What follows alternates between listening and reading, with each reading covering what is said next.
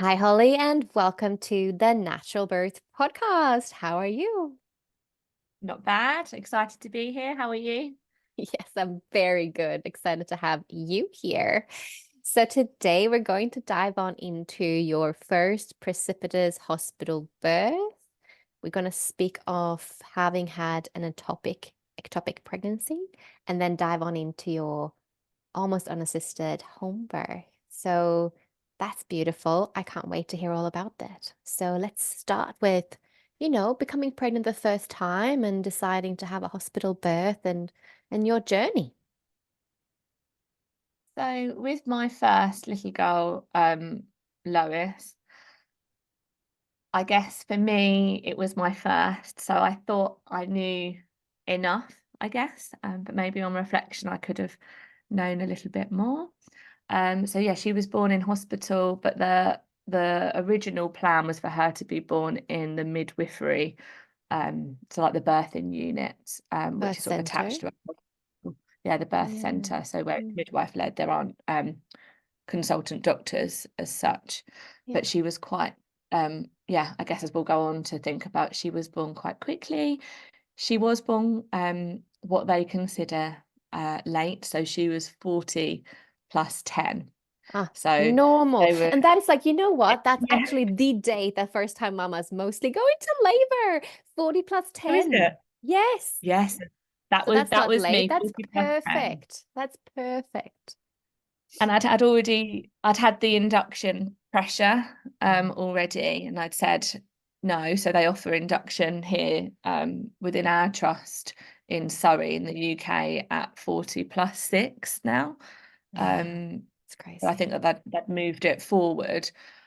And I almost felt like I was going to be pregnant forever at this point. Lots of my friends that I'd sort of done an antenatal class with had already had their baby. So I almost felt like it's only me and one other mum that were waiting. So it was feeling quite stressful. But interestingly, I'd had a big cry and it had felt quite cathartic. And I'd said to them, that's fine, you can book me in for an induction at 42. And it was almost like once they'd booked that in, my mindset maybe shifted. I think I'd Yeah. accepted that what would be. And then that day I went into labour. So it does make you wonder, in terms of Mm. having that cry and that emotional release. I think that maybe did something. Um, Absolutely. But also that it's quite common for first-time mamas to go past 41 weeks. And so if you think about that's quite common. But now we have this policy like where you're at and around the world that, women are being induced at 40 weeks, at 40 plus 6 or 41 weeks. Like there's a lot of women that naturally would have had their babies between 41 and 42 weeks, and babies that wouldn't have wanted to come earlier, that needed to stay longer, that are being evacuated early. mm, yeah, Mm. before they're ready. And I'm Yeah. pleased I waited for her to Yeah. come when she was ready. She came very quickly. So it was the evening, I think it was about 7 o'clock. My husband and I were getting ready to walk to go out and buy some dinner, and my waters broke. And I rang the triage, and they were very relaxed. They said, "Oh, is it your first baby? Oh, it's going to be a really long time. Can you come in so we can check your waters just to check that there's no meconium, to check that there's no blood?" I don't know what me and my husband were thinking. I think most people probably just use a sanitary towel, but my husband was on the tiled floor with the colostrum syringes, syringing it up off Oh the my floor because I've goodness. colostrum harvesting before. So he got the little syringes and was putting my waters in a Tupperware box, which he then handed over to the midwife. And I don't think she'd ever seen that by the time we'd got to triage. She did say, "You could have just used a pad." But I That's don't think either hilarious. I really. love that. I love that story. There's one other woman who was in the podcast, who collected it in a jar, and I found it hilarious. It's so funny how people like, yeah, like just how you think differently and how you solve problems, and especially men are so funny with solving problems. I love that. I love that he scooped up in a syringe. He was very proud of himself, but the midwife did look a bit confused when he sort of like delivered her this Tupperware box, and she was like, "What is that?" And he was like, "Oh, it's Holly's waters." She was like, "Oh, okay."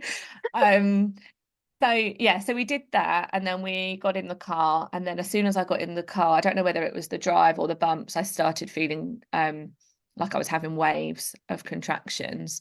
So I started just recording them on an app on my phone, just so I could, I guess, monitor their frequency.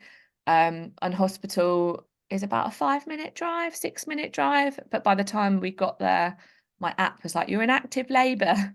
Decide where you're going to give birth." And I was like, "Oh, wow." So how it works where we are is that you go to triage, and then one side is like the birthing unit that's midwifery led, and then the other side is like the delivery suite. And by the time I got to triage, my contractions, I felt, were really regular and really strong. Like I really struggled to get in a lift to get up to triage. Um, and the intensity was quite strong. I had my earphones in the whole time listening to hypnobirthing. So my husband was, I guess, talking to the staff really, and they'd said, "Oh, you need to go in a bay, and we'll be with you in a minute." And they could see, I think, that things were like ramping up. I was quite quiet. I was quite in myself, but the staff could see, "Oh, hang on, um, maybe things are progressing more rapidly." They asked me to lie on the bed so they could examine me, and that was just a no-go for me. It was too uncomfortable. I can remember saying, "No, I really cannot lie down on the bed." It's a bit of a blur, and neither me or my husband could remember. Somehow they did examine me, whether they did that standing up or whether I actually did lie on the bed between a contraction. They did manage to examine me, and they said that I was almost 10 centimeters. And Um, what time are we talking about here? Like within the hour of breaking your uh, waters or something? yeah, Yeah, definitely within the hour. wow, My that is water's breaking. super duper quick. It was fast. And interestingly, I wanted, so my husband was my birthing partner, my mum as well.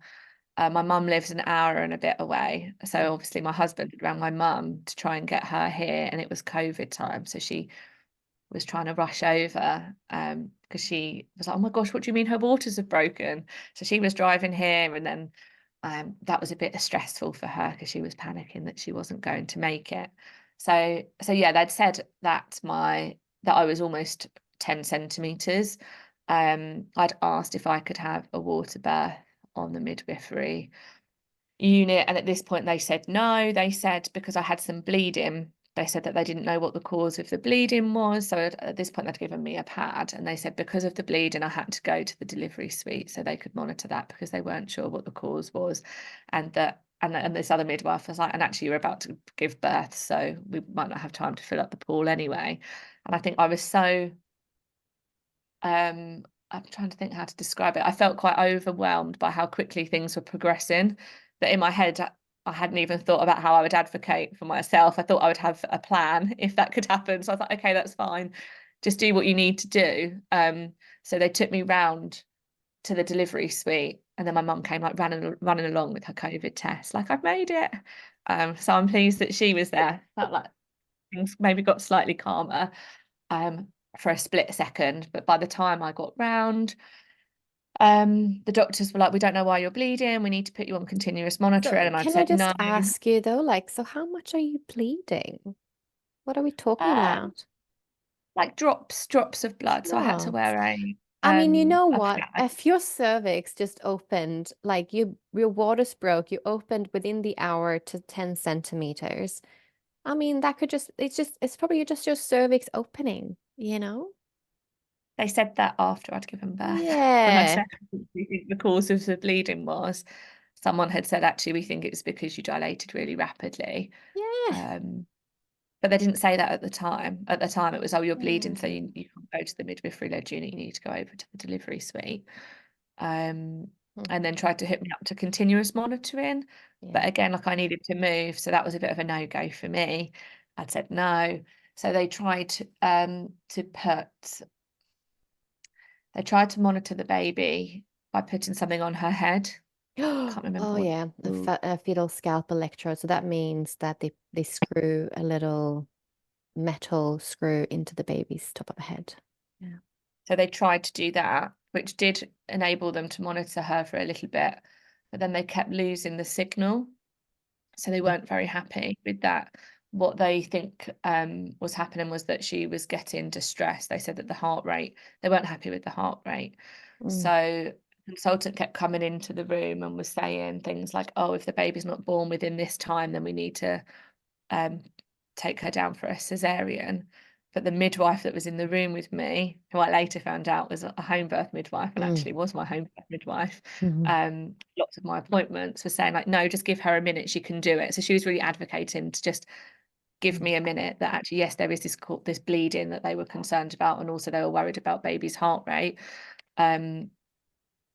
But she said, no, like, let's give Holly like, let's give her a chance. Like, I hadn't been there long. Mm. I'd only just arrived, I don't know, a little while before. So that was quite stressful, having that consultant come in and then sort of say, oh, what's happening? Yeah. We need to progress this. And then they said we need to get the baby out because we were worried about her heart rate. So said that they needed to perform an episiotomy. And then like I saw the equipment and I didn't like that. And I really pushed. And then the baby came, and then she was delivered. So Mm. yeah, my waters broke around, I think 7, and she was here at 10. So Mm. it's quite quick. Wow, So that is yeah, so didn't quick. have the episiotomy in the end. Did have quite a bad tear, I think probably because of the speed. I can remember there Yeah. was a lot of pushing, a lot of coached pushing. Were you on your back And as well? for this bit, yeah, for a lot of it, I wasn't. I was actually on Mm. all fours on the bed, like sort of Mm. backwards. Before the I couldn't, pushing stage in the end, you were, yeah. yeah, I was on my Yeah. back and my legs were in stirrups, and Yeah. yeah, it was quite a bad tear. It was a second degree Mm. tear, but they weren't quite sure if I'd lost my, I guess, bottom muscle Oh, with the from tear second as well. degree. Mm. Well, they weren't quite sure if it was a second or more. In the Yeah. end, they said it was just a second, Yeah. um, but they were trying to sort of ascertain whether um, I'd sort of like lost the muscle in Yeah. my bottom. So Yeah. lots of examinations. And then at one Mm. point they said, "No, if you have, then we need to take you down to theatre." I thought, I've just avoided that. They were saying that I might need to go down to theatre. But Yeah. luckily they said it was just a second degree, that they could feel Mm. the muscle. And Mm. then they didn't have any beds in the ward. So I had to go back to triage with the baby. Oh no. Um, and then was discharged the next morning. So I was in and out Yeah. quite quickly. Yeah. Um, Wow.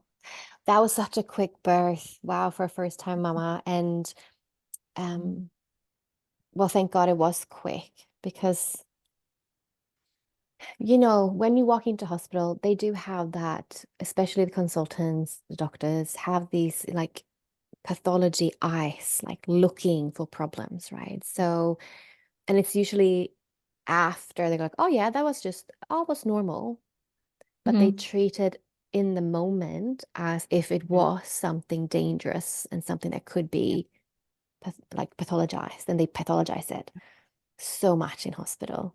Like you had a quick birth. Mhm. Um, that little spotting, I think, definitely was just your cervix opening. And Mhm. then Which is that what it, they had said afterwards. They did say, we think that that's because you yeah, dilated really fast. yeah. And a baby, you know, can get a bit stressed with that really quick birth, especially like the water's breaking, there's no cushioning anymore for the baby's head. But Mhm. a normal, healthy baby can stand the stress of labor, can Mhm. stand the stress of birth. Because it's usually in Mhm. that end stage that, maybe their head is being compressed, the cord is being compressed, but it's fine. Your baby can cope with that. If you've had that, natural physiological birth and they're healthy babies, they can cope with that. Yeah. But this is also the danger in quotation marks with having a CTG or a fetal scalp electrode, which then tells them absolutely everything, and anything that shows that the baby's like dropping in the heart rate becomes this real pathology, which really isn't. Yeah.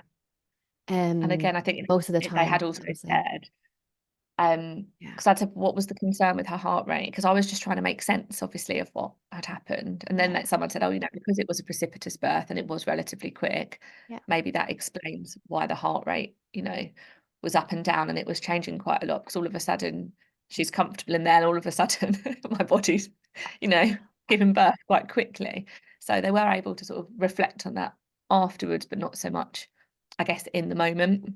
yeah. And this is what happens to women, when you walk into the system, is that, oh, it's good and well for the obstetricians and the consultants and the, midwives and so on to be reflecting afterwards. but then they might have already caused trauma to the baby and the mother in the meantime, Yeah. being so scared of absolutely everything. Um, yeah, I was just because it was so fast, there were so many moments that I can't remember. And whether it was just because I was so overwhelmed that I wasn't fully present, or whether I just dissociated because of the speed, I almost, when I went back to reflect on it with this birth, I was like, I can't remember so much of that. And I wanted to remember. I wanted to remember giving birth to my baby.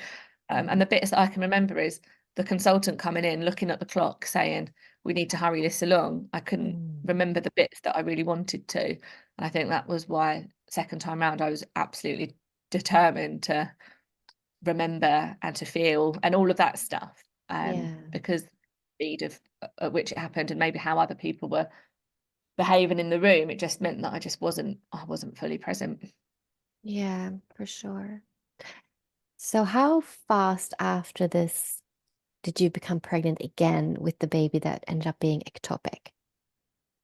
Oh, so my little girl Lois was at least a year. So I'm gonna say maybe it was like around the year mark Yeah. that we became pregnant again with an ectopic.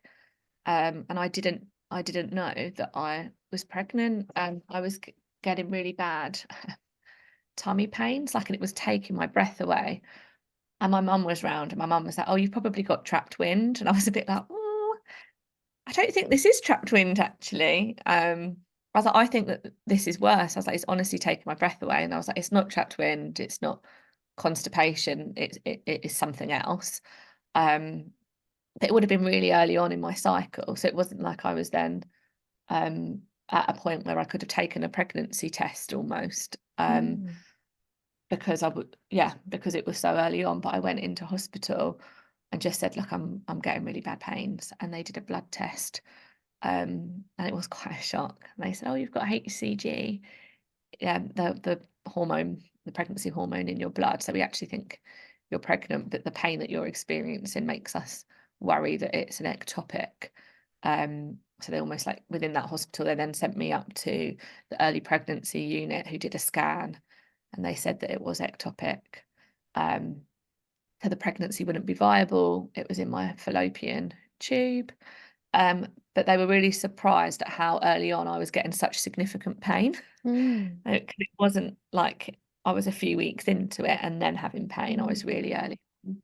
So the consultants had agreed to do almost like a watch and wait approach. So as opposed to sort of like intervening, they said, look, Mm. let's just see whether your body terminates this pregnancy, um, like on its own, and we can monitor that through regular blood tests. So I had to go in every 48 hours to have my bloods done to see what my pregnancy hormone was doing and whether it was dropping. And they said, and if it was dropping, it means that my body was recognizing that that pregnancy was unfortunately not viable because it was in my fallopian tube.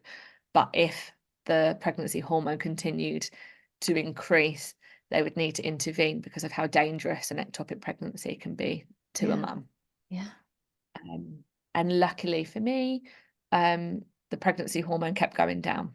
Okay. So I just was lucky in a sense that I didn't have to have any intervention, because I Yeah. know for a lot of mums, unfortunately, it means surgery on their tubes, Yeah. um, or the tube that's impacted by the pregnancy. Yeah. But it was quite tricky going in constantly thinking, yeah, it was quite a long-winded process, I guess, Yeah. for that pregnancy then being Mm. over.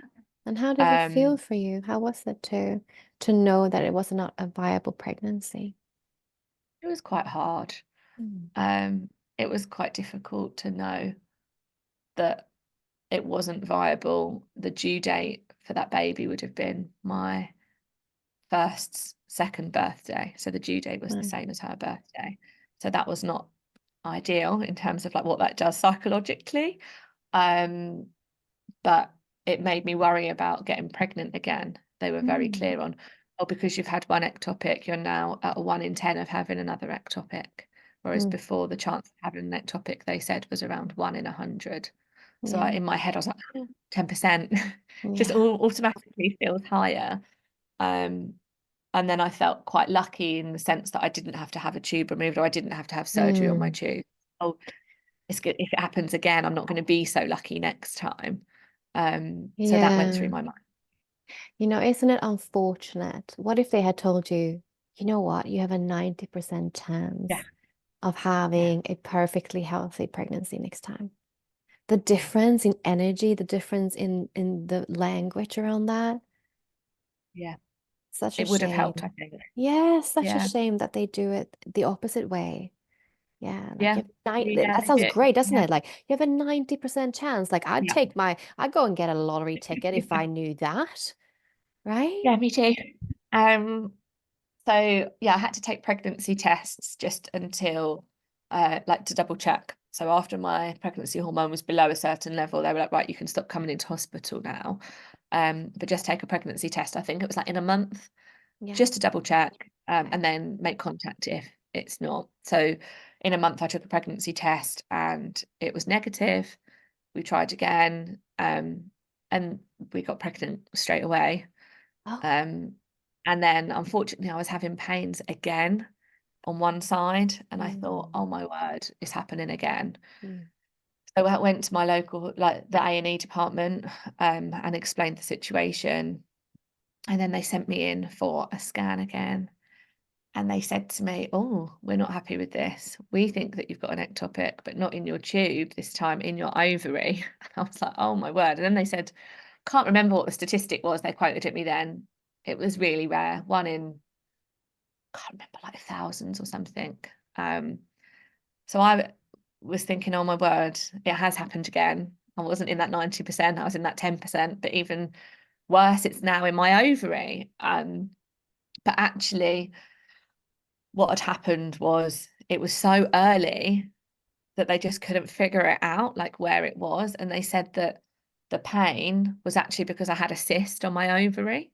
Oh. So when they'd done this scan, they said, "Oh, we're really not quite sure. We're not happy with that at all. We've got pictures. We're going to send them to the doctors. Some of them are remote because we really want them to review this because we're not quite sure. But you can go home." And they started taking bloods, and I'd said, "Why are you taking bloods? Why do you need to take bloods right now?" And they said, "Oh, well, just in case you need to go to surgery." And I felt, well, no one's explained that I would need to go to surgery, so I was quite firm in a sense that no one is taking me anywhere. You don't need to be taking bloods. Right now, you're reviewing a scan picture. I'm going home. Um, which I'm pleased I did. I advocated for myself and left actually. Yeah. And then they got in contact and they said, no, enough doctors have reviewed this. They actually are not concerned. They don't think it is an ectopic in your ovary. They think it's a cyst on your ovary, which is causing you to have pain. And I was probably really hypervigilant to any sensation there because of the ectopic before. And I wonder whether if I didn't have that, whether I would have even paid attention to what was going on that side of my body. Mm. But they said that I needed to come back and have another scan. So once you've had an ectopic in this country, when you get pregnant, you have to go in for early scans so they can confirm that the pregnancy is not in the fallopian tube, Yeah. that is in Around the right place. 7 weeks or something like that. Yeah. So they said 5 to 6 here, but Okay. Yep. I Yep. guess some women might not even know that they would be pregnant Mm, until then. So I did go back and then they confirmed that it was in the right place. mm, It was obviously too early to detect whether it would be what they call like viable. And then mm, they showed me on the screen, they were like, this is a cyst. And I was like, okay. mm, But those early couple of days again were really anxiety mm. provoking because I thought, oh my gosh, it's happening again. And if it's in my Yeah. ovary, what does that mean? Are they going to have to remove my ovary? Yeah. If it continues growing there? And that almost felt worse than losing a tube. Because at Yeah. least with the Yeah. tube, you go to the other ovary to collect an Totally. egg. But obviously, if you lose an ovary, you lose an ovary. Yeah, you do. Yeah, I guess that's the thing too, isn't it? When you're overly like aware, then like you were, you could feel it so early, which is also Mm. amazing, how you could pick up that, and you could feel Yeah, your body so well. That's a beautiful thing that you're so in contact with your body as well. That's a beautiful yeah, thing. but I can see it. Yeah, So this but then luckily, yeah, became a viable yeah, pregnancy in your womb. yeah, in the right place. Yeah. And I knew instantly that I wanted a home birth. It's probably so for work, I'm a clinical psychologist. So a big part of our training actually is to think critically, to analyze research. So a big part of our job is obviously to work therapeutically with people, but in order to do that and to know how to best help people, we're trained to analyze the research. It's just part of the training program. So straight away I thought, oh, I really want a home birth this time. So I just became quite obsessed actually with the research, with the literature, started reading research articles, and it backed up what I was thinking. I was like, right, actually a home birth is safe, if not safer, for mum, for baby, particularly second time round.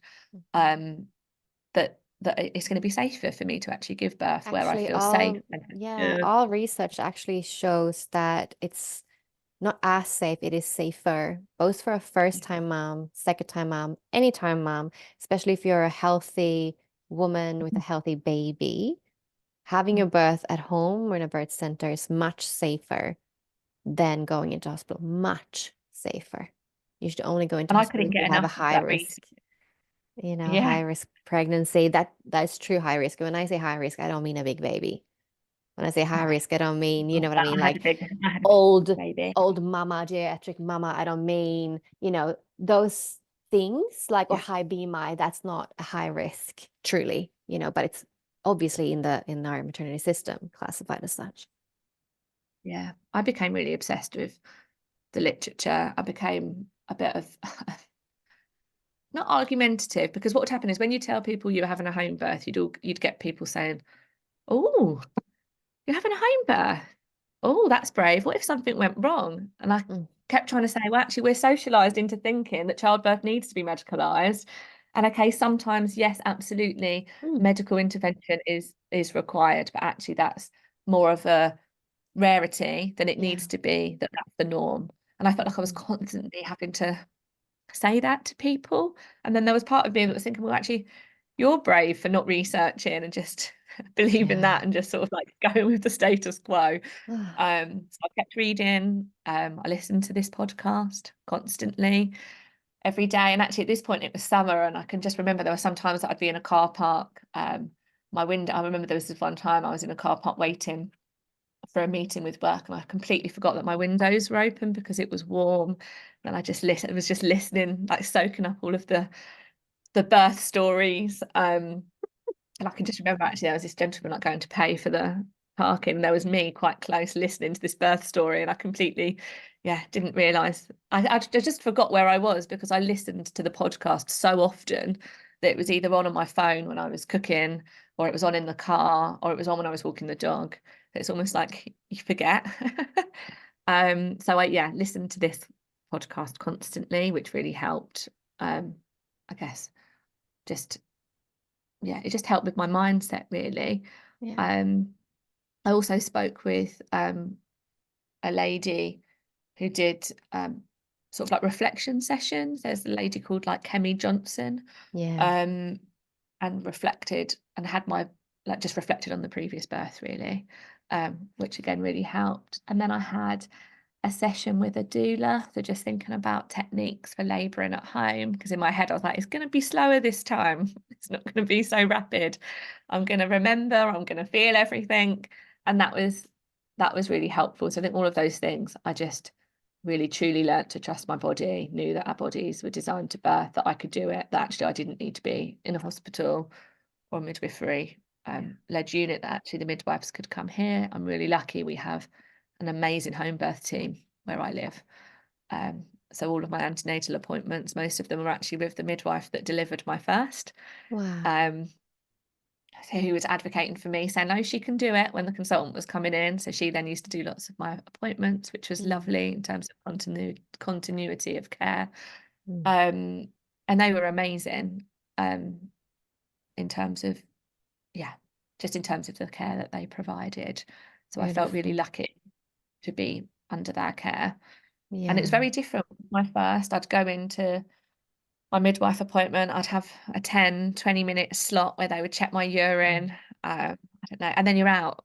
Whereas Yeah. when I had my appointment with the home birth midwife, each time they tended to be like an hour. They'd come to your home, they'd really get to know you as a person, what you wanted from your birth. Yeah, the way you could contrast them, they were very, very different. Yes, they're night and day. It is Yeah. extremely different. And I wish for every woman to have the continuity of care with midwives that get to know you Yeah. and who aren't so ruled by the maternity system and their pathology thinking. But if you go into the fragmented model of care, yeah, you get just 10 minutes, 15 if you're lucky. And it's literally blood pressure, measuring the tummy, Yeah. urine. It's all looking for, are you going to off your baby? Essentially, like, is your body going to do something to your baby? Like, that's kind of if you really like zoom out and look at it, they're looking at you as a pregnant woman as a danger to your baby. They have to measure you, control you. Are you actually going to do something to your baby? Whereas Yeah. a home birth midwife is like seeing you from a holistic perspective, you and the baby unit, wanting you to Yeah. have the best experience, knowing how important it is to know and trust your care provider. It's such a different philosophy. And really support you to make an informed decision. So when I first went under the home birth team, because of my previous birth, Mm. they said that I had a hemorrhage of 500 mils. So therefore, they wanted me this 500. time Oh, yeah. right Yeah. Oh, on the cusp.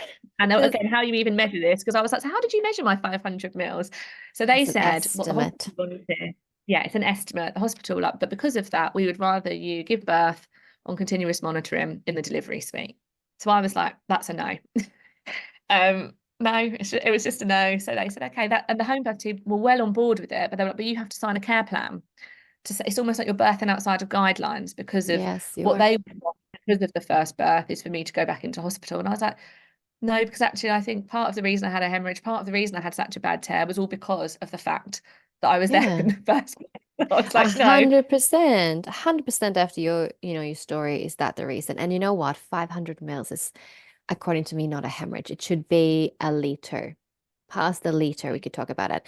A hemorrhage having a cesarean is over a liter. A hemorrhage having a Yeah. vaginal birth, 500. Why is there a difference? Yeah. That is just not And it's logic. estimated as well. So it could have It's been estimated so too. and the home birth team was so they would say, look, this is our policy and our procedure. We are really happy to continue. Like this isn't making us worried. Like but this is just the way it goes in the sense that you have to sign this individualized care plan, but we're not that concerned about it I essentially. So that love was that my you got that though, first that is maternity an care option. plan. Yeah. And fine, fair enough. If you want to go with the NHS, sign the things. Um, Mhm. it's just for them to cover their backs. It's just about litigation Yeah. and protecting the institution. Yeah. So that was my first care plan. 40 weeks came and went as I knew it would because my first came at 40 plus 10. Both my mum's babies came nearly 2 weeks late. My mum's mum, so my nan's babies came 2 weeks late. I It's just not knew. I late. was It's like, not late. not It's late, not sorry, late. sorry. We're It's at just on 40 weeks. time. Yeah. Yeah. I just knew. So when they said, oh, we offer induction at 40 plus 6, I said, that's fine. I'm declining. You can put it in my notes. 42 weeks came and went. Um, and then they said, okay, you've got to sign another care plan. I was like, okay, that's fine. I think it was called a post-dates care plan. Can I go in for monitoring? And I did. I said, yeah, that's fine. So they wanted to check the amniotic fluid. They wanted to check like the blood flow. Mhm. And interestingly, I'm really frustrated. I'm a bit annoyed at myself actually. I always knew I was going to say no to a growth scan. I always knew. I was like, I'd read enough, I'd listened enough. It was just a hard no. My husband couldn't come to the scan. My mum was down because she was looking after my first. So my mum was like, oh, I'd love to come along for the scan. And I thought, oh, lovely. My mum gets to see the baby. My mum's a nurse. She quite likes all of that stuff. I'm in there and I just completely forget. And they're measuring. My mum's like, oh, what's that? And they're like, oh, this is the head, this is the this. And then at the end, they were like, oh, you've got a very big baby there. And I was like, oh no. I was like, I completely forgot to say that's a no. You can do everything you can do. I was happy with the amniotic fluid and I was happy with the blood flow, but I was just not happy with them to measure growth because I knew how inaccurate it was. I knew that it was then going to be used. This is why you should be induced. So I was a bit annoyed, but I completely forgot. And I was just so excited that my mum was there and could see the baby. So then they were like, okay, when you go round for your monitoring, the consultant will talk to you. And I was like, okay, Ugh. like that's fine. So I went round for the monitoring. Of course, the monitoring was fine. The Yeah. baby was moving. I knew that he was. Um, and then said to the midwife, "Can I leave now? I've done my monitoring and I know that my amniotic, like the amniotic fluid is fine and the blood flow." And she said, "Oh, the consultant wants to speak to you." I was like, okay. Big baby Whilst I was sitting talk. there, Yeah. I know. So whilst I was sitting there, interestingly, I was reading this book by Sarah Wickham. It's called like In Your Own Time. So I was literally That is reading the the book. best book. Oh my God. Everyone needs to read that book, especially if you're Yes. going past 40 weeks and you want to Yes. have really good evidence-based research that can just make you feel so calm to go just in your own time. You read her Mhm. book. She's amazing. It's amazing. And it's so well written. It's so easy to understand because I imagine that lots of people, when they read that book, they're already starting to feel a bit anxious Mm. about the fact that they're 40 plus weeks. So I was reading it in the bed, knowing that I was going to have, I don't know, I just knew the consultant was going to come. So I was like quickly reading the chapter on like post dates and big babies. I was like, right, I'm going to just equip myself as best I can. And obviously the consultant came in and said, "Oh, your baby's on track to measure, to weigh, sorry, whatever it was, very big. So can you stay in and we're going to induce you?" And I was like, "No." And you could tell he looked surprised and he was like, "No." And I was like, "Yeah, no, I'm under the home birth team. I'm giving birth at home. My baby's going to come when my baby is ready." And he was like, "Oh no, but because the baby's so big, there's a big increased risk of stillborn." And I was like, "Okay." I was like, it's still a no, I'm not getting induced." And then he went down the shoulder dystocia Yeah. path. And I'd said, "Oh, okay," and started quoting a bit of research at him that yes, it can happen in bigger babies, but actually it can also happen in smaller babies. And actually, what can cause that is being induced, which obviously, don't know how well you could just. The midwife was a bit shocked. There was a midwife standing there, and I think she was a bit like, "Oh, okay." And he was like, "No, I'm going to ring the home birth team. It's far too risky for you to have a home birth." And I was like, "It's not." And then. And I was like, "And I'll speak to the home birth team." So then we did that. And then he started saying, "Oh, I think actually what's going on is you've got undiagnosed gestational diabetes because that's why the baby's measuring big." And I said, "Okay, well, that's not picked up on any of my, I don't know, tests before. If you want, you can test for it now." "Oh no, it's not accurate and it's late in pregnancy.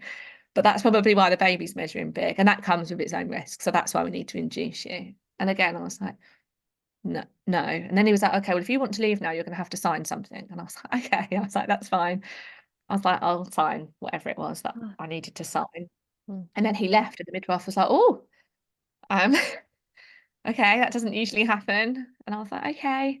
She was like, "I'll ring the home birth team." And I was like, "Thank you," because I didn't want, yeah, I just felt more comfortable with her ringing the home birth team. Yeah, because he Like, would put I'm gonna go pressure home. on them. He would be like, that's not allowed. You're not allowed. Like, yeah, just the vocabulary, obviously, just hearing what he said to you. But that's, this is normal though. And I love it because you are so well informed. This is the power of knowledge. Like, this is why it's so important to claim your birth and do your research, right? So that you can have these discussions. And you shouldn't have to, but unfortunately, you have to in our maternity system today. Yeah. Um, and it makes me then feel sort of sad for the mums that then don't do that and then just stay in and get induced. And as you said, their baby's like evicted from their womb before they're ready to come Yeah, out. totally. And I left, and I did feel stressed. I Yeah, of really did feel stressed. course. Of I was just trying to course. frame my thinking in that actually, do you know what, the doctors are there because they've just got a risk hat on all the time. Yep, And actually, this that's isn't a true. risky pregnancy right now. And if Mm. he's measured, so I guess for context, my first was measuring big. They kept calling her macrosonomic or something because she Yeah. was such a big baby. And she was 7 pounds at 40 plus Oh, 10. So wow. there was a part of me that was like, no, okay. I know, Yeah, it's you so not hear stories accurate. constantly about women that are induced because for a suspected big baby and their baby's 7 pounds. I know. And I heard more of those stories than I ever did that their baby was born at the weight that they were predicted. So no, It's I felt more happy. dangerous to do a growth scan and they think you have a big baby or small baby for that reason, like as well. And all that happens to the mom and the baby because of induction over medication. I've even had women coming to me who had a cesarean because of a big baby, and then the baby came out was like 3.5 kilos, which is like so not a big baby. And also a big baby's not dangerous. I've attended home births, birth under births with 5 kilo babies that came out fine. 5 Yeah. kilo. Then we can talk about a big baby and that birth's fine. So this fear mongering, it doesn't have any evidence, and you know that, but it's still Yeah, so hard to have this fight with the consultant who yeah, blatantly thinks that he or she is in the right and that a big baby is really dangerous and that yes, your baby could die and have a shoulder distortion on it. And it's actually not true. And I'm just like, where are they finding this evidence? Where are they basing their mhm, policies? It is insanity. Don't you think that, being a clinical psychologist who know the research, I isn't do. it Yeah, insane how we have a maternity system who continuously do all these things to women in the name of yeah, saving them, but actually it's yeah. not evidence A cause and based. harm. Yeah. It's not even I based on wanted him to read the science. book. Yes, I I think wish all everyone did. consultants need to read Sarah Wickham's In Your Own Time, and all of them need to attend a physiological home birth so they can see that actually birth doesn't necessarily need to be meddled with. But yeah, so that was, I did feel stressed after that, but I knew I've done enough reading. I know enough research that I feel comfortable with my decision to sort of, I don't know, discharge myself almost. Not that I was even admitted in the first place. So even this language, the way it was like once I was there, they almost then didn't want me to leave and all the rest of it. And the home birth midwife rang me. I was like, "You okay?" I thought, "I'm fine." She's like, "I'm really sorry about that conversation. I've heard about how that's gone. Can I come round after my home visits and we'll just talk through the scan, what the consultant said, we'll talk about the research." So my husband was home by this point. She came round with a student midwife, and we were there for about, I don't know, an hour and a half talking about the research around shoulder dystocia and all the rest of it. And my decision didn't change. I was like, I'm still staying at home. I'm still going to aim to obviously give birth at home. That's fine. So that was, but it was so amazing that they did that, that the team came round, that they spoke to me and they said, "Look, this is what it does show, this is what it doesn't show, this is where the hospital's got that policy from, etc., etc." So I left, when they left, I felt miles better. Um, and then still, yeah, labour didn't start. I walked with my dog a lot every day for miles, listening to your podcast, of course, in my ear. So I listened to a podcast and then I'd mix it up. Sometimes I'd listen to my hypnobirthing like tracks just to prepare myself because I knew that that's what I wanted to listen to. Um, and then I was 42 plus 3. Their dates, by the way, because I don't think my dates, I think I was a bit before that. So they think I was 42 plus 3. I think like 42 or something. So they'd sort of moved me forward on the scan, which interestingly, sorry, I'm backtracking now. When they did that at 12 weeks, I asked them whether they could keep my date. I said, "Can you keep my date from my ovulation tracking? Hmm. Because I know that this is going to come to an induction chat and I want to save Yeah, myself from having that chat later down the line." And they said no. They said, yeah, "No, we have to move your dates because we have to go on the scan, not on your ovulation." Okay, so that was a bit frustrating. I almost knew yeah. that I was going to be labouring at like more 42 than I was Yeah. 40. I knew I'd have to have that Trusting chat. the technology over woman's own knowledge of her own body. It is bloody insane that this is It's really how it frustrating. I is. was like, I tracked my ovulation. Like, Yeah, I know my cycle length. I know when I yeah, ovulated, yeah. and you're going on this 12-week scan for a tiny baby. Yeah. But it So that was just a bit shows you frustrating. the deep ingrained paternalistic view of a woman. It's just so blatantly obvious when a woman becomes pregnant that nothing Yeah. she says is taken in like in by the system is taken as Yeah. truth or Not to trusted. listen to a woman. No, you are the danger. We need to monitor you. You silly woman, you don't know anything. That is the attitude through and through. Mm.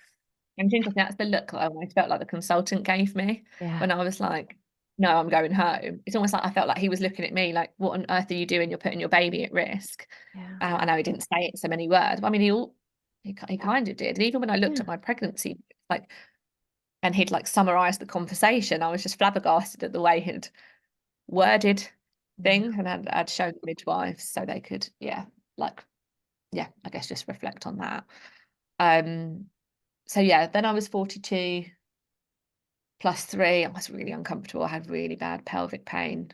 Um, and I had a cry again. It was a Friday night and I had a cry. um, and had a bath and then went just to bed and was like, "Do you know what will be will be?" I'd said that they could monitor me again in 5 days, but absolutely not was I having a growth scan. that they can check the fluid and the blood flow and do like a heart rate. And I also said that I don't want to speak to a consultant, that I'll go in for that and check that it's fine, and then I'm leaving. And then that was agreed. They're like, that's fine. You don't have to have any more consultant appointments.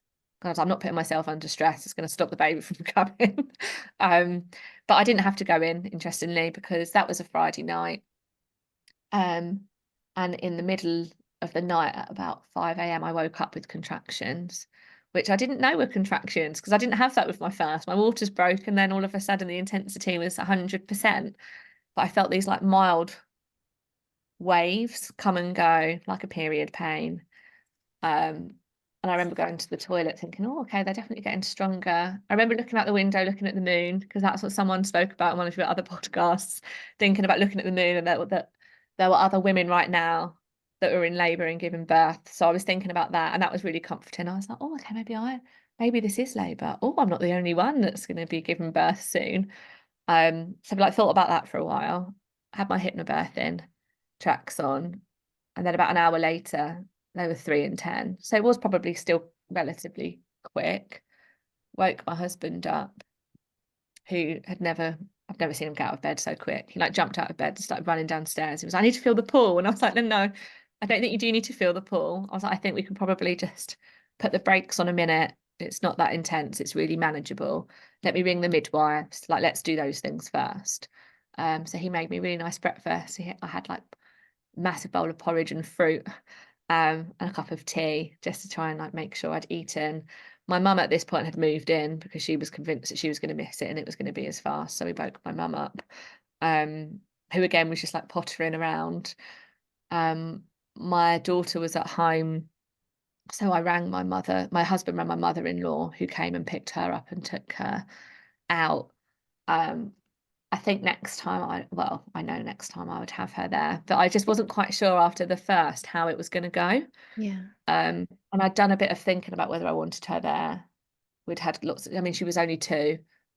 We'd had lots of conversations about birth, and she'd seen videos of water birth. So in case, just so she had some, I guess, prep. But in that moment, I thought, actually, do you know what? For now, I'd rather know that she's safe with my mother-in-law. And I didn't know how she was going to respond to me managing the intensity like Yeah. of a contraction, I guess. So yeah, so she was picked up, and now at 7 a.m. I rang the midwives and said, look, I've been having contractions for a couple of hours. They are becoming more regular. And they just said, oh, well, do you know what? Because your first labour was quick, 2 of us will come round and we'll just see where you're at. And then we can leave if we need to, if it's too soon. They were here by 7:30 and they were quite quick. And they didn't say that they needed to examine me. They just wanted me to talk them through what had been happening. Yeah. So they didn't, whereas if I was in hospital, straight away, I know they'd say, we need to do a VE, we need to see where Of you're at. course.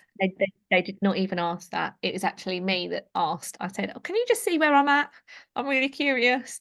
They're like, we can. They're like, we don't have to, but we can if you want. So in between a contraction, I said, yeah, could you just see? And they said, yeah, you're about 4 centimeters. That doesn't mean anything. Don't No. think into it. Like you, because I had asked for it, I guess, and they said, we're going to go and read your birth plan. You know, we're going to go away, but we're going to stay. And I was like, yeah, that's fine. And they both went and read the birth plan. They said, was there anything on there that I'd not written down? Because I had quite a big birth plan, lots of preferences. Was there anything on there that I hadn't thought about that I wanted them to do or not do? How present did I want them to be as things were ramping up? You know, they were so thoughtful. I said, oh, I kind of like want you guys near in the same room, but maybe not, you know, I guess, but not too close. And they're like, yeah, that's absolutely fine. So we've got an island in the kitchen. So we were all around the island drinking tea, talking about our children, pets. Obviously, I had to start a chat about the current maternity system and the way that is going here. So we spoke about that for a while. And then things were getting more intense. So I had a birth comb, which was absolutely amazing. I don't think I let go of it after about 8 a.m. And they could see that I was using that more, that I wasn't talking during contractions, which I was before. They said afterwards, oh, I started going on tiptoes during a contraction, and I thought, oh, actually things are really ramping up because I'm quite introverted and internal. I had my headphones on, so I wasn't really telling people what was going on. They just had to sort of monitor what I was doing and sort of, I guess, make inference from that. And then I thought at about 9 o'clock, I was like, oh, can I have some gas and air? And then they were like, right, okay, maybe things are ramping up. And then I said, oh, actually, can I just go in the pool? And they were like, yeah, you can go in the pool whenever you want. It was almost like I felt like I needed to wait for them to say. And they're like, of course you can. You can do what you want. If you want to get in the water, then you get in the water. They tested the temperature. I got in the water, did not stop gripping this comb. Like that, the bruises that I had along my hand afterwards because of the way that I was squeezing it. And the relief that you feel when you get in the water is amazing. But I'm also pleased I waited until I felt like I really needed it, that I didn't get in it too soon, because it had such a big positive impact that I would have worried that it wouldn't have had that if I'd got in it too soon, maybe. Yeah. So I got in the water and then I could hear them talking. So I did have my AirPods in. And then I said, what are they talking about? And there's I can't remember the name. There's a purple line that Yeah. goes up your It's like called the purple bottom line. Yep, it's called the purple line. and that gives you an indication of like how the labor is progressing. Yeah. And I knew about this from my reading and was like, Mum, can you get photos of this? Like, I want a photo of this purple line so I could see it. So again, they did not touch me at all. They didn't say that they needed to examine me. They were sort of, again, using what I was doing body language wise, and we're talking about this purple line. He used the gas and air for a bit and the comb maybe for not very long at all. So I think maybe it's about 9:30, 10 maybe, or even around 10. And then all of a sudden I just got this urge. It wasn't even an urge to push. It was like my body was pushing for me. And it panicked me a bit because I don't remember that feeling the first time round. And I like turned around and I was like, the baby is coming right now. And the midwives were like, yeah, that's okay. Like, if you feel like the baby's coming, like, work with it. Like, don't fight it. Just work with that feeling. Like, focus on your breathing. Like, listen to your hypnobirthing and just work with your body, because it did panic. It really did panic me because the intensity and the strength of that feeling, I didn't have that before. And then I remember someone in one of your podcasts saying, like, you just have to surrender to birth, just surrender. And I was like, okay, just surrender. And then he came quite quickly, actually. I could feel his head. They said, I'll reach down, that's his head. So I could reach, because they knew I wanted to feel. They knew that I didn't get that the first time round. So they really tried to encourage me to do that this time. Like, reach down, I'll feel your baby's head. I'll reach down. And it was just amazing knowing that that was his head. And then at one point I dropped my AirPod into the pool and the music stopped. And that was the only time in like the 4 or 5 hours that it was not calm. I really was shouting at my husband. I was like, someone get me a headphone now. I need my hypnobirthing now. But I didn't want him to go and find the headphones because I didn't want him to leave, because I was holding his hand. But then no one else knew where the headphones were. So there was like this 2 minutes where I had a contraction without my hypnobirthing and I did not like it. But luckily, I think it was my mum found was it my mum? Someone found me a pair of headphones. And I put my hypnobirthing back on and I was back in the zone, squeezing my comb, had a bit of gas and air, and yeah, listened to the tracks. And then he was born at 11, very calmly, in sort of like 2 contractions. His head came out first, and then I had to wait for another contraction, could feel his head, and then pushed, and then the rest, then his body came out, and they helped me bring him to my chest. And he was so calm. He didn't cry. He was just looking, blinking, like looking up. And we were just in the water for a little while. There wasn't much intervention at all. And then he did start to cry, and then we wrapped a towel around him. And then, yeah, we sat in the pool for a bit. It was very, very calm. It was very, very calm. It was the complete opposite to my first. I felt quite overwhelmed. I felt very proud of myself that I'd done it. Yeah, it was just very empowering, actually, to do it pretty pretty hands off. The midwife did check the heart rate with it's called a Doppler. waterproof sort of like, but I barely noticed it. She'd always get consent. It wasn't constant at all. And No. interestingly, my mum said afterwards that they couldn't find a heartbeat at one point because he was so low down. Yeah. No one panicked. No. My mum could see the midwives talking about it, or Mm. like sort of inferring that that was what was going on, Mm. but I didn't know. My husband Yeah. didn't, like everyone was still so calm. It was just that, oh yeah, that was because the baby was so low Mm. because he was almost born. They think that that's why they couldn't, because I asked afterwards, but you would never have known. If I was in a hospital, Yeah. the reaction to not finding a heartbeat on a Doppler, I imagine, would have been very, very different. Yes. Yeah. Sounds Um, like a perfect, normal home birth. Like that is home birth, it's with true home birth midwives that are very well versed in physiological birth. Mhm. You don't have to do vaginal examinations. You can see in a woman how she moves, how she speaks, how she sounds, the energy, the smells, like that. Mhm. Like a true midwife knows all those signs and don't need to put their fingers into a vagina to tell you where you're at, which essentially doesn't tell you much anyways. Obviously, True. with your first birth, you birthed, super quick. And then, this time it took what, 4 or 5 hours, but it really doesn't tell us anything with dilatation. Like a woman, especially a second time mom, but even a first time mom, can be like 3 centimeters open, just walking around for weeks with that, not knowing because no one would check her, right? And some would be like super closed and posterior and all of that and still have a baby like that day. So it just doesn't tell us anything. We need to stop relying on the centimeters to tell us something. Yeah. And I had no PPH, funnily enough. So no, No sorry, no hemorrhage. Yeah. hemorrhage, no stitches. Mm. And he was £9 too. So he was nowhere near the weight that they predicted. I mean, he Yeah. was a lot bigger than my first. So she was 7, 8, and he was 9, 2. And you just think the difference in terms of tears and the amount of stitches that I needed with my first, where it was all the coached pushing in Mm. comparison to my second.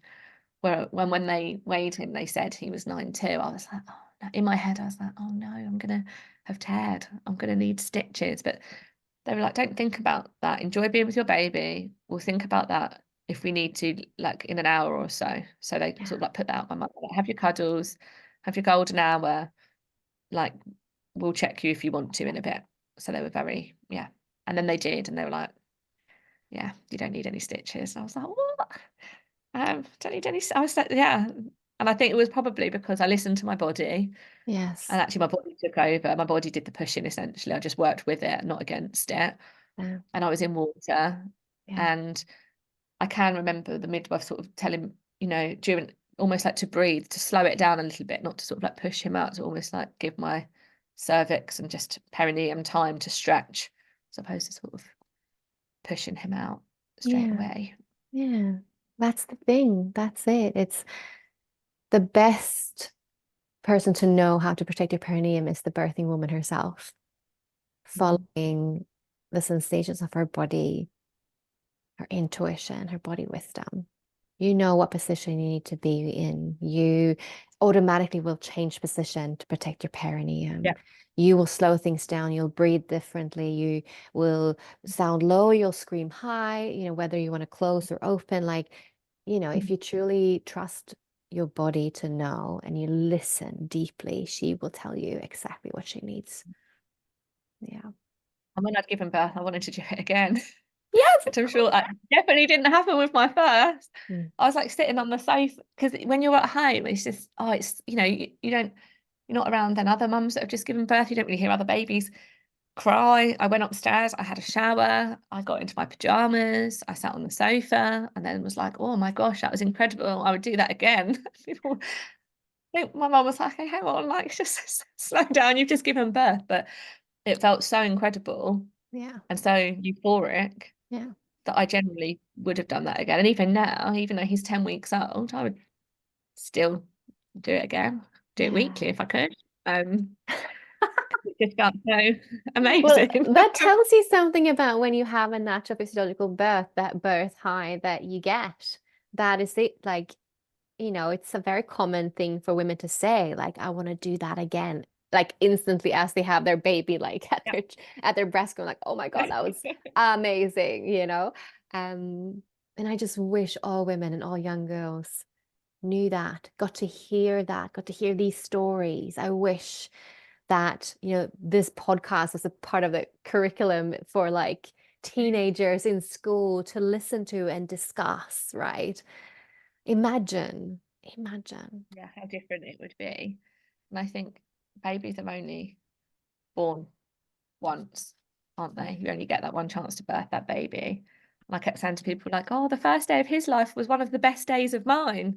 And you can tell people like, what do you mean? Like, because I think so many people think that, oh, birth is really painful and traumatic. And you hear so many more of the stories where it was that way that you don't hear enough of when it has gone well. Yeah. That I'll talk about Rory's birth to anyone that Yeah. will listen to it. And when I hear and speak to pregnant people, I find it really hard to find the balance of trying to say, please read, please inform yourself, please listen to these Mm. podcasts. And I find it really hard to sort of balance it when you hear people say, oh, I'm getting induced tomorrow because I'm 40 plus 6. And I'm like, okay. And it's not my place to say anything, but at the same time, I feel like shaking them and saying, don't, please don't go in. Please don't get induced. Your baby will come when your baby is ready. And I've found that really, really hard actually since Rory's been born with like Mm. pregnant people to find that line of please educate yourself. Um, but knowing also that it's probably like not my place to tell people to say Yeah, no. it's such It's a definitely fine finding that line. line. Yeah, it's like, I guess we can offer, going like, hey, I know a lot, like I've done a lot of research. If you want to know things, you can come to me. Like if you want to know about the alternatives to induction or the actual research around it, like I'm happy to tell you. And if you're happy to be induced, then, I'm happy for you to do that. Have a good time. But yeah, we can't force information on people that aren't open to it. Like it wouldn't help anyways. I think that's the really key takeaway is that just to offer to like, Yeah. if you ever want to speak to anyone, then like I have a lot of knowledge about it. But if you don't, then have a great birth. I hope everything turns out the way you want. And then you send them on their merry way. That's really you can't do more than that. Yeah. And it's difficult, isn't it, when you know that they're off to join the cascade of intervention that Yes. unfortunately doesn't necessarily end Mm. well for them or for baby. But yeah, you're right. I think it's about offering. My Yeah. husband's the absolute biggest advocator for home birth. He'll tell any person he can about Love it. that. And I wouldn't even, he wasn't that. As soon as I said I'm having a home birth, this is why, he was like, okay. Yeah. Whereas I think sometimes men or the dads can be slightly more anxious and worried about Yeah. that. And he was a bit like, I know you. I know that you would have read every research article and every paper that you possibly could, Yeah. and that you've come to that decision based Mm. on the research that's out there. Absolutely, Mm. I'm with you. Yeah. So it was nice to have him from the start Mm. advocate for that. And you could tell, sometimes I'd get a comment, are you sure? What if something goes wrong? Yeah.